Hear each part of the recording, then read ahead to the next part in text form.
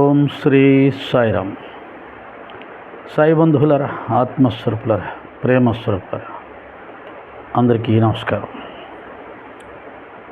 ఆదిత్య పరాశ్రీ స్వామి యువకుడు, బ్రహ్మచారి,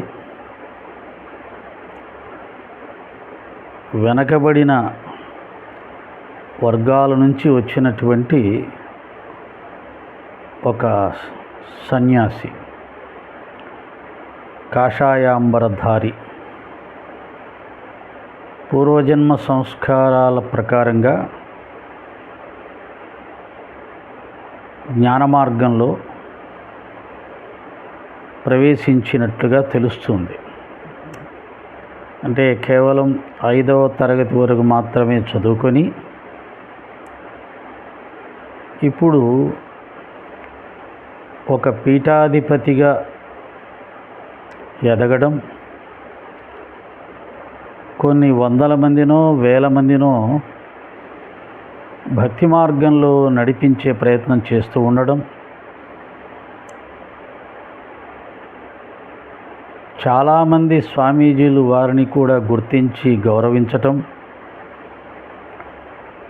అనేక హిందూ సమావేశాలకు, సమ్మేళనాలకు వారిని కూడా ఆహ్వానించి గౌరవించటం, మర్యాద చేయటం, ఇవన్నీ మనం చూస్తూ ఉన్నాం. సరే, ప్రస్తుత వాతావరణానికి అనుగుణంగా వారు హిందూ మతం తరపున గట్టిగా మాట్లాడుతూ పరమత ఆచారాలను ఆచరించే హిందువులను, ఆ పరమత ఆచారాలను ఆచరించవద్దని, గౌరవించవద్దని, ఇతర మతాల సంబంధించిన దేవీ దేవతలను కూడా పూజించవద్దని, అది మన హిందూ మతానికి అవమానకరమని హిందూ సోదరులను హెచ్చరిస్తూ ముందుకు వెళ్తున్నట్టుగా మనం చూస్తూ ఉంటాం. సరే, వారు అమ్మవారితో మాట్లాడుతూ ఉంటారని, అమ్మవారు వారితో మాట్లాడతారని, వారి ఆశ్రమానికి వచ్చిన వాళ్ళకు మంచి జరుగుతుందని, కష్టాలు తొలగుతాయని, వచ్చిన వాళ్ళు వచ్చిన ప్రతిసారి 300 500 దక్షిణ సమర్పించుకోవాలని, అవి ఆశ్రమ నిర్వహణకు కానీ లేదా ఇతర దాన ధర్మాలకు, అన్నదానానికి కానీ ఇతర సేవా కార్యక్రమాలకు కానీ ఉపయోగించడం జరుగుతుందని దాని మీద విమర్శలు ఉన్నాయి. దానికి వారు సమాధానం వారి పద్ధతిలో వారు చెప్పారు. సరే, అమ్మవారు వారితో మాట్లాడుతున్నారా?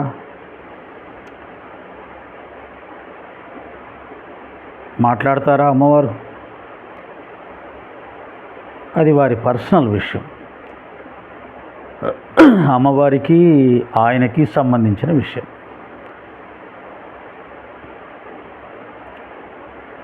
దానికి ఎవరు సాక్ష్యాలు చూపించలేరు. చాలామంది బాబాగారు మాతో మాట్లాడతారనే వాళ్ళు ఉన్నారు, శివుడు మాతో మాట్లాడతాడని చెప్పేవాళ్ళు ఉన్నారు, అలాగే అమ్మవారితో మాట్లాడతారని వారు చెప్తుంటారు. ఏదండి, అమ్మవారితో మీరు మాట్లాడేటట్టయితే మాకు చూపించండి అంటే ఎవరు చూపించలేరు.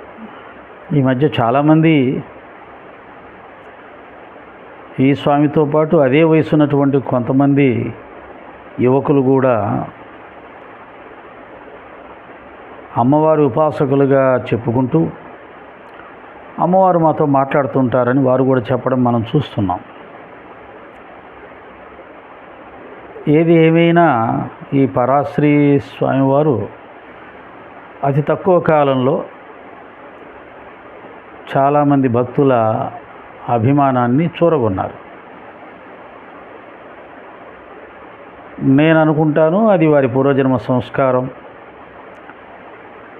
ఆ సంస్కారాల వల్ల ఈ జన్మలో వారు చిన్న వయసులోనే ఆధ్యాత్మిక మార్గంలో ప్రవేశించటం, అతి తొందరలోనే ఒక స్వామీజీగా గుర్తింపు పొందడం, మంచి ఉపాసకుడిగా గుర్తింపు పొందటం, దేశము మతం విషయంలో ఆధ్యాత్మిక విషయంలో కూడా కొన్ని చక్కటి అవగాహన కలిగి ఉండటం, వారిని భక్తులకు దగ్గర చేసి ఉండవచ్చు. అలాగే వెనకబడిన తరగతుల నుండి వచ్చిన స్వామివారు కాబట్టి ఆ తరగతుల వారి మద్దతు కూడా వారికి సంపూర్ణంగా లభించటం వలన, అలాగే వారికి వాక్కు కూడా శుభ్రమైన వాక్కు, ఒక స్వామీజీకి సన్యాసికి ఉండే వాక్కు ఉండటం, ఇవన్నీ వారిని భక్తులలో ఒక గొప్ప స్వామీజీగా కూడా గుర్తింపు పొందుతూ ఉండటం మనం గమనిస్తున్నాం. అయితే ప్రస్తుత కాలంలో అందరూ కూడా సాయిబాబా గారి మీద దృష్టి పెట్టారు. ఎలాగైనా బాబా గారి ప్రభావాన్ని తగ్గించాలి. సనాతన ధర్మంలో ఎందరో విఖ్యాతి చెందినటువంటి గురువులు ఉండగా దేశంలో కానీ, ముఖ్యంగా 2 తెలుగు రాష్ట్రాల్లో కానీ హిందువులందరూ కూడా ఎక్కువ శాతం బాబా గారిని మాత్రమే గురువుగా భావించుకొని ఆరాధించటం, ఇంకా చెప్పాలంటే దైవంగా కూడా భావించి పూజించటం, సనాతన దైవాల సంబంధించిన మందిరాల కన్నా బాబా మందిరాలకే ఎక్కువగా వెళ్ళటం, ముఖ్యంగా గురు పౌర్ణమి రోజు ఆదిశంకర భగవత్పాదుల వారిని కూడా పట్టించుకోకుండా, దత్తాత్రేయ స్వామి వారిని కూడా పట్టించుకోకుండా బాబా గారు మాత్రమే గురువు అన్నట్టుగా ఆయన మందిరాలకు మాత్రమే ప్రజలు తండోపతండాలుగా వెళ్ళడం కొద్దిగా కష్టమనిపించిన వాళ్ళు వారి యొక్క ప్రభావాన్ని తగ్గించాలని ఒక 10 సంవత్సరాల నుంచి పీఠాధిపతులు, ఆ తర్వాత కొంతమంది స్వామీజీలు, ఇప్పుడు కొంతమంది యూట్యూబ్ ఛానల్ నడిపే సోదరులు అందరూ కలిసి గట్టిగా ప్రయత్నం చేస్తున్నారు. మనందరికీ తెలిసిన విషయం. వారి ప్రయత్నానికి ఈ పరాశ్రీ స్వామివారు కూడా కాస్త తోడ్పాటు అందిస్తూ గురు పౌర్ణమికి సాయిబాబా గారి మందిరాలకు వెళితే బాగుండదు, జాగ్రత్త, వారిని పూజించొద్దని నేను అనను, గౌరవించొద్దని నేను అనను. వారు ఒక అవధూత, ఒక సత్పురుషుడు, సాధకుడు. కానీ వారు మాత్రమే గురువు అన్నట్టుగా దత్తాత్రేయ స్వామి వారిని కూడా పక్కకు పెట్టేసి బాబా గారిని మాత్రమే గురువుగా భావించి అందరూ కూడా బాబా గారి మందిరాలకి వెళ్ళడం కరెక్ట్ కాదు. కనుక ఈ పోస్టింగులు అంటే గురు పౌర్ణమి శుభాకాంక్షలు తెలుపుతూ పెడుతుంటారు కదా సెల్ ఫోన్లో, కేవలం బాబా గారి పోస్టింగులే పెడుతూ ఉంటారు. ఈసారి అది మారిపోవాలి. గురు పౌర్ణమి పోస్టింగ్ పెడితే దత్తాత్రేయుడి గురించి పెట్టండి, దక్షిణామూర్తి గురించి పెట్టండి, అలాగే గురు రాఘవేంద్ర స్వామి గురించి పెట్టండి. ఇలా కొంతమంది గురువుల పేర్లు చెప్పి బాబాగారి గుడికి మాత్రం వెళ్తే బాగుండదు, అలా వెళ్ళారంటే నాకు తెలిసిపోతుంది, నేను నా శక్తి ద్వారా ఎవరెవరు వెళ్ళారో తెలుసుకుంటాను, కనుక తస్మాత్ జాగ్రత్త, బాబా మందిరానికి మాత్రం వెళ్ళొద్దు అన్నట్టుగా ఒక సందేశాన్ని ఇచ్చారు పాపం. అలాగే బాబాగారు ఏమన్నా ఏం చేశారు, సమాజానికి ఏమి ఇచ్చారు? ఆయన ఏదో అందరితో మంచిగా ఉన్నారు, అన్ని కుల మతాలకు అతీతంగా అందరినీ ప్రేమించారు, అందరికీ 4 మంచి మాటలు చెప్పారు. ఏదో బాబా గారిని ఆయనకు అవగాహన ఉన్నంత వరకు ఆయన అదృష్టం కొద్దీ బాబాగారు ఎంతవరకు అర్థమయ్యారో అంతవరకు ఆయన వ్యక్తపరిచాడు. అందరికీ ఒకే రకంగా బాబా అర్థం కావాలని ఏం లేదు కదా. అదే సందర్భంలో నేను కూడా 3 సార్లు సచ్చరిత్ర పారాయణం చేశాను అన్నాడు. ఒక్కసారి పారాయణం చేసి విడిచిపెట్టలేక 30 సంవత్సరాల నుంచి ఇంకా పారాయణం చేస్తూ ఆనందంగా చదివిన ప్రతిసారి కొత్త కొత్త విషయాలు తెలుసుకుంటూ చదివిన ప్రతిసారి ఆనంద బాష్పాలు వర్షిస్తూ 30, 40, 50 సంవత్సరాలుగా బాబా సచ్చరిత్రని పారాయణం చేస్తున్నటువంటి భక్తులు ఉన్నారు. ఇప్పటికీ ఒక కొత్త గ్రంథాన్ని చదువుతున్నట్టుగానే భావిస్తూ ఆనందిస్తూ చదివే వాళ్ళు ఉన్నారు. కానీ వారికి 3 సార్లు చదివినా మరి ఏమర్థమైందో తెలియదు. బాబాగారు ఎవరని అర్థమైందో తెలియదు. బాబాగారు ఏదో ఒక అవధూత అని అర్థమైంది వారికి, లేకపోతే ఒక సాధకుడు అని అర్థమైంది, 4 మంచి మాటలు చెప్పాడు అని అర్థమైంది. కానీ చాలామందికి అంటే టెంబే స్వామిగా పిలువబడే వాసుదేవానంద సరస్వతి స్వామివారు అపర దత్తాత్రేయ స్వరూపంగా భావించేవారు. నడిచే దత్తాత్రేయుడుగా పిలువబడినటువంటి వాసుదేవానంద సరస్వతికేమో బాబాగారు ఆయన కంటే గొప్పవాడుగా, ఆయనయే నమస్కరించగలిగిన స్థాయి కలిగిన వాడుగా వాసుదేవానంద సరస్వతి స్వామి వారికి బాబాగారు అర్థమయ్యారు. స్వయంగా దత్త పరంపరలో దత్తావతారంలో కలియుగ దత్తావతారంలో శ్రీపాదవల్లభుడు, నరసింహ సరస్వతి, మాణిక్య ప్రభు, తర్వాత అక్కలకోట మహారాజుగా చెప్పబడే స్వామి సమర్థ అనే ఆ సిద్ధపురుషుడు దత్తాత్రేయుని యొక్క 4వ అవతారమైనటువంటి అక్కలకోట మహారాజు గారు స్వయంగా నా అవతారం షిరిడీలో ఉంది, అక్కడికి వెళ్ళి నన్ను పూజించుకోండి అని తన భక్తుణ్ణి షిరిడీకి పంపించిన విషయం అందులో ఉంది. మరి ఆ స్వామివారు పాపం ఏం చదివారో, ఎలా చదివారో. అలాగే స్వయంగా సప్తశృంగి మాత అంటే ఆయన అమ్మవారు భక్తుడు. మరి అమ్మవారు భక్తుడైనప్పుడు సప్తశృంగి దేవత ఎవరో కూడా ఆయనకు తెలిసి ఉండాలి. సప్తశృంగి దేవి కూడా, అమ్మవారు కూడా తన పూజారిని, స్వయంగా తన పూజారిని మనశ్శాంతి లేక విలవిల్లాడుతూ ఉంటే అతను అమ్మవారు కలలో కనిపించి బాబా దగ్గరికి వెళ్ళు నీకు శాంతి చేకూరుతుంది అంటే, బాబా అంటే త్రయంబకేశ్వరుడేమో అని చెప్పి త్రయంబకేశ్వరం వెళ్ళి 15 రోజులు నమకం చమకము రుద్రంతో కూడా పరమేశ్వరుని ఆరాధించిన అతనికి శాంతి కలగలేదు. అశాంతితో వచ్చి మళ్ళీ అమ్మను ప్రార్థించి పడుకుంటే, అమ్మ బాబా అంటే నువ్వు త్రయంబకెందుకు వెళ్ళావు, షిరిడి సాయిబాబా దగ్గరికి వెళ్ళు అని స్వయంగా అమ్మవారు చెప్పింది. మరి అంతటి అమ్మవారే జగన్మాతే తన భక్తుల్ని బాబా దర్శనానికి పంపిస్తే ఆ బాబా ఎవరు అనేది అర్థం చేసుకోలేకపోవడం అనేది మరి స్వామివారి యొక్క జ్ఞానానికి ఇది ఒక పెద్ద మచ్చ అని నేను భావిస్తాను. ఎందుకంటే ఆయన చిన్న వయసులో ఉన్నా కానీ చక్కటి జ్ఞానం ఉంది, అవగాహన ఉంది. ఆ జ్ఞానం అవగాహన బాబాగారి విషయంలో ఎందుకు వికసించలేదు? స్వయంగా సప్తశృంగి మాతే తన భక్తుల్ని, తన పూజారిని బాబా దగ్గరికి పంపిస్తే బాబాగారు ఎవరు, బాబాగారి స్థాయి ఏమిటి, బాబాగారి గొప్పతనం ఏమిటి అనేది కాస్త ఆలోచించేవాడు, విచారించేవాడు. బహుశా ఆయనకు కూడా బాబాగారి వేషం చూసి ఈయన ముస్లిం కదా, ఆయన ఎంత గొప్పవాడైతే మాత్రం ఎందుకు, ఆయన గొప్పతనాన్ని మనం గుర్తించవలసిన అవసరం లేదు అని మన సోదరులు, యూట్యూబ్ నడుపుకునే సోదరుల స్థాయిలో ఆలోచించి బాబాగారిని వ్యతిరేకిస్తున్నాడేమో పాపం. ఇలా సచ్చరిత్ర ద్వారా వారు తెలుసుకోవాలనుకుంటే సప్తశృంగి మాత, వాసుదేవానంద సరస్వతి, అక్కలకోట మహారాజు, ఈ మిగతా బాబాకు సంబంధించిన గ్రంథాలు ఆయన చదివి ఉంటే ఇంకా అనేక విషయాలు తెలిసేవి. ఈ ముగ్గురు సరిపోరా?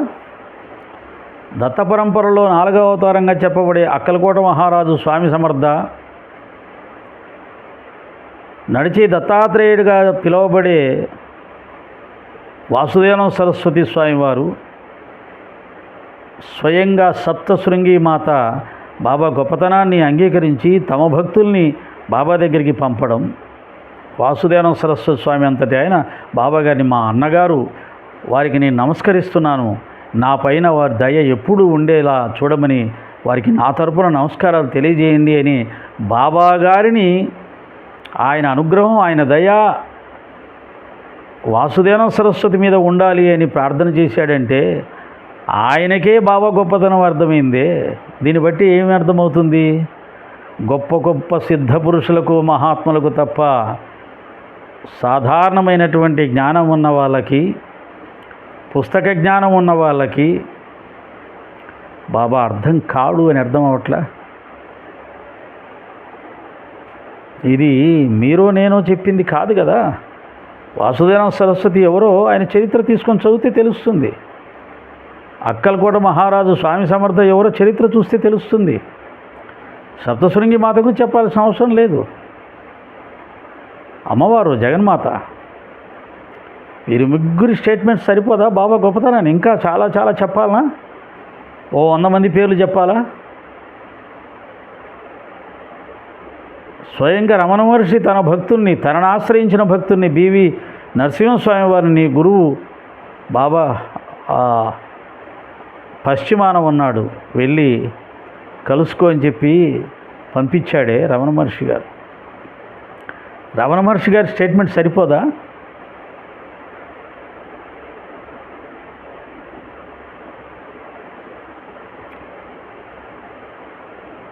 గురువు అంటే బాబాగారు మాత్రమే కాదు, వ్యాస భగవానుడు మొదటి గురువు. గురు పౌర్ణమి అంటే వ్యాస పూర్ణిమ. వ్యాస భగవానుని పూజించుకొని బాబాను కూడా పూజించుకుంటే బాగుంటుంది. పెద్దలు నిర్ణయించిన వ్యాస పూర్ణిమని గురు పౌర్ణమిగా జరుపుకోవాలి. మొదట వ్యాస భగవాన్ని పూజించాలి, ఆ తర్వాత మన గురువుగారిని పూజించుకోవాలి సంప్రదాయం.